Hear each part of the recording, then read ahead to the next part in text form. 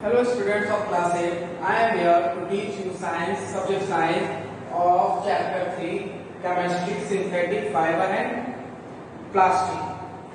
As you know, synthetic fiber means the fiber which are man-made. Means synthetic fiber क्या होता है? जो man-made fiber होता है और प्लास्टिक जो आप लोग जानते हैं। इस चैप्टर में हम लोग सिंथेटिक फाइबर चैप्टर में क्या क्या पढ़ने जाएंगे उसको थोड़ा सा प्रीव्यू देख लें। इस चैप्टर में हम लोग क्या क्या पढ़ेंगे तो देखते हैं। पहला इस टॉपिक में हमें क्या क्या दिया हुआ है। इंट्रोडक्शन मींस सिंथेटिक फाइबर के बारे में जानेंगे, उसका इंट्रोडक्शन। सिंथेटिक फाइबर क्या है एज अ डिफिनेशन समझेंगे। टाइप्स ऑफ पॉलीमर क्या है, पॉलीमर क्या है, तो पॉलीमर का टाइप्स क्या है वो जानेंगे। पॉलिस्टर, असली, plastic and its types, plastic कितने तरह के होते हैं और प्लास्टिक क्या है और कितने तरह के होते हैं, डिफिनेशन वाइज समझेंगे। फिर है कैरेक्टरिस्टिक्स ऑफ प्लास्टिक, प्लास्टिक का क्या कैरेक्टरिस्टिक्स है, मींस कैरेक्टरिस्टिक्स मींस गुण, फीचर्स क्या है प्लास्टिक का। यूजेस ऑफ प्लास्टिक, प्लास्टिक का क्या क्या यूज करते हैं ये है। Biodegradable and non biodegradable substance, जो बायोडिग्रेडेबल है जो डिकम्पोज होता है, नॉन बायोडिग्रेडेबल नहीं डिकम्पोज होता है। मींस ये सारा चीज इस चैप्टर के इस टॉपिक के अंदर दिया हुआ है। तो हम लोग इस चैप्टर का जो इस टॉपिक में जो भी कंटेंट दिया है इसके बारे में लाइन बाय लाइन समझते जाएंगे और थोड़ा सा प्रॉब्लम होता है तो आप इस बुक का एनसीईआरटी बुक से हमने पढ़ाया है और आप इस एनसीईआरटी बुक से देखेंगे। पहला दिया हुआ है फाइबर। फाइबर मींस कहते हैं रेशम, रेशम। इसके बारे में क्या है तो फाइब्रिक्स इसका नाम वर्ड है।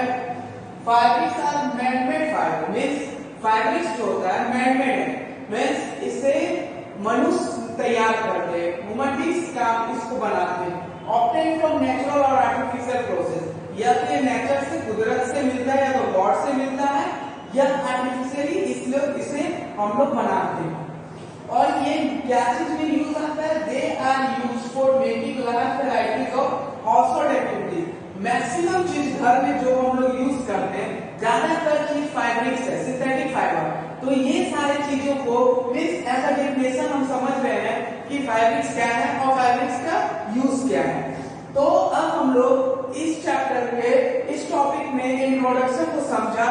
और पहले तो हम लोग को फाइब्रिक्स दो तरह के होते हैं, एक नेचुरल होता है और सिंथेटिक होता है। मैं यहाँ लिख नहीं रहा हूँ क्योंकि आप इसे क्लास 8 के बच्चे हो समझ सकते हो कि नेचुरल फाइबर क्या है और सिंथेटिक फाइबर क्या है। तो नेचुरल फाइबर है जो fibre obtain from plant, means जो कुदरत से गॉड से मिला हुआ है उसे कहते हैं नेचुरल फाइबर्स। और जो फाइबर्स ऑब्टेनिंग होता है, जो फाइबर्स को ह्यूमन बीइंग्स मैन-मेड फाइबर। तो सिंथेटिक फाइबर का नेक्स्ट नाम क्या हो सकता है, मैन-मेड फाइबर। तो बेटा आप लोग बहुत अच्छे से समझ गए कि synthetic fibre means man-made fibre.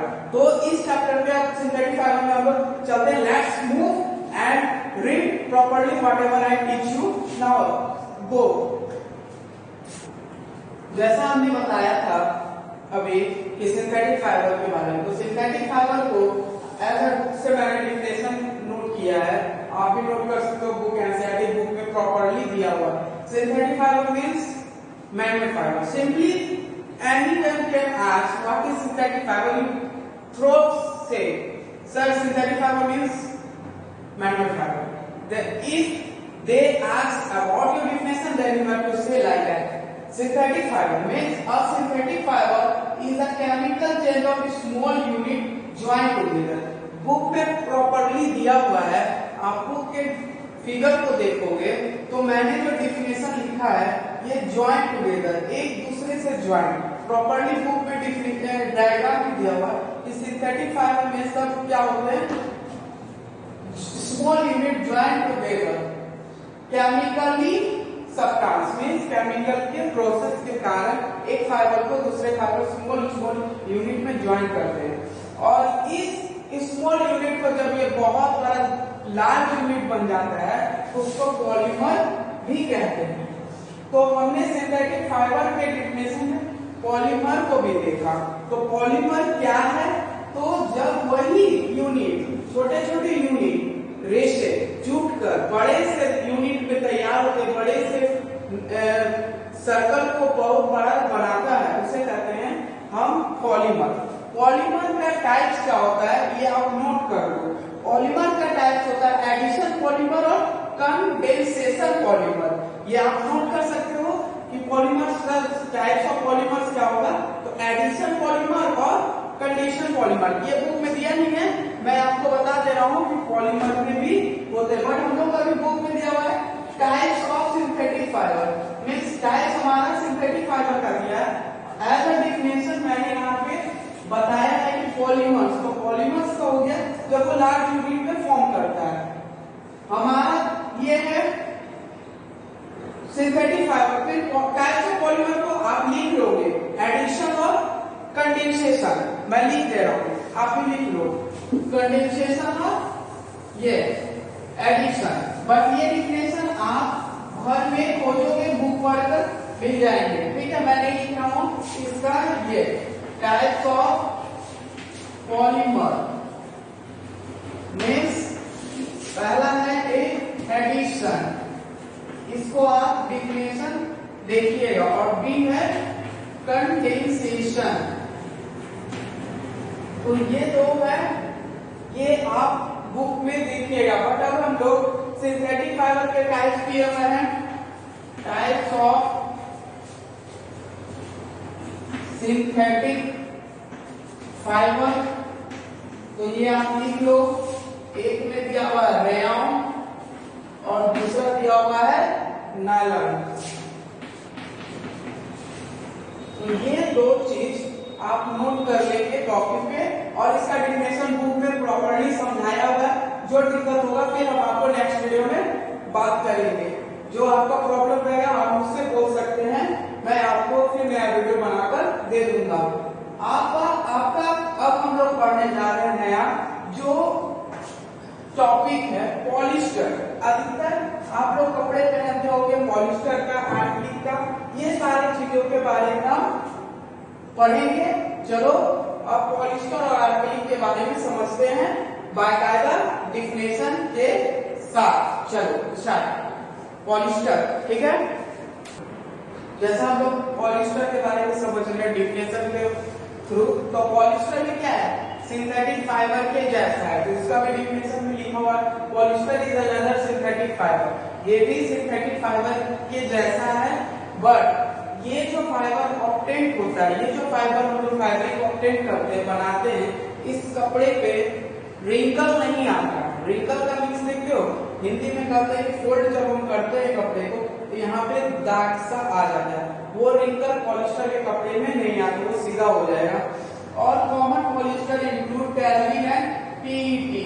ये बुक में भी दिया हुआ है कि जो हम लोग ज्यादातर यूज करते हैं क्या पॉलिस्टर के कपड़े, उसमें पीईटी और टेरिन आता है। और पीईटी का क्या यूज है, तो इसका भी यूज आप लिख सकते हो, PET use for making utensil film. ये सारी चीज में हम लोग, मैं ये लिखा हूं डिफिनेशन में, आप इसको लिख सकते हो, बुक में दिया हुआ है कि ये किस चीज के लिए यूज होता है। तो बुक में आप लिख सकते हो PET is used for making utensil film addition. These are the things which is including polyester। Polyester के जो फाइबर होते हैं वो सारा मैंने इसमें डिफिनेशन लिख दिया है, आप इसको अच्छे से रीड करो।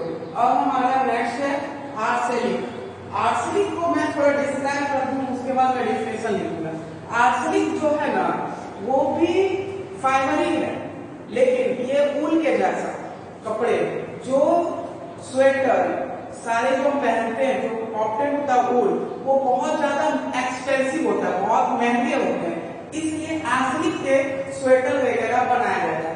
ये भी जो बुक में आप देखोगे ये क्या करता है, ये भी सिंथेटिक ही फाइबर है, बट इसमें जो स्वेटर वगैरह बनाते हैं वो ज्यादा चीप होता है, सस्ता में मिल जाता है। इसलिए मैक्सिमम जो हम लोग का स्वेटर वगैरह होता है, स्टॉल होता है, ब्लैंकेट होता है, ये सारा चीज हमारा ऊन के अपेक्षा आर्सेनिक फाइबर का यूज किया जाता है। तो अब हम इसे एज अ डिफिनेशन समझ लेते हैं। आर्सेनिक फाइबर क्या है इसे आप लिखो। चलो आर्सेनिक फाइबर के बारे में हम बताने जा रहे हैं।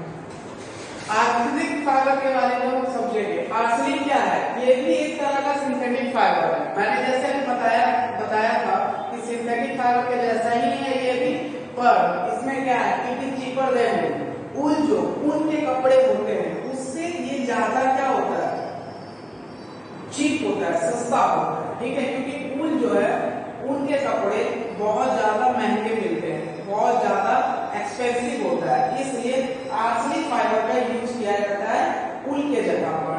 फिर जो sweater, shawl, blanket are made from arsenic. तो आप ज्यादातर स्वेटर, फाइबर के कपड़े जैसे जैकेट वगैरह पहनते हो, ये देखने में लगता है कि ऊन है, पर वो ऊन नहीं रहता, वो आर्सेनिक रहता है। तो अब हमारा लास्ट, अब नेक्स्ट क्या है, प्लास्टिक। पहला कैरेक्टरिस्टिक्स ऑफ सिंथेटिक फाइबर, मैंने यहाँ लिखना छोड़ दिया है, पर आप लोग लिख लेना।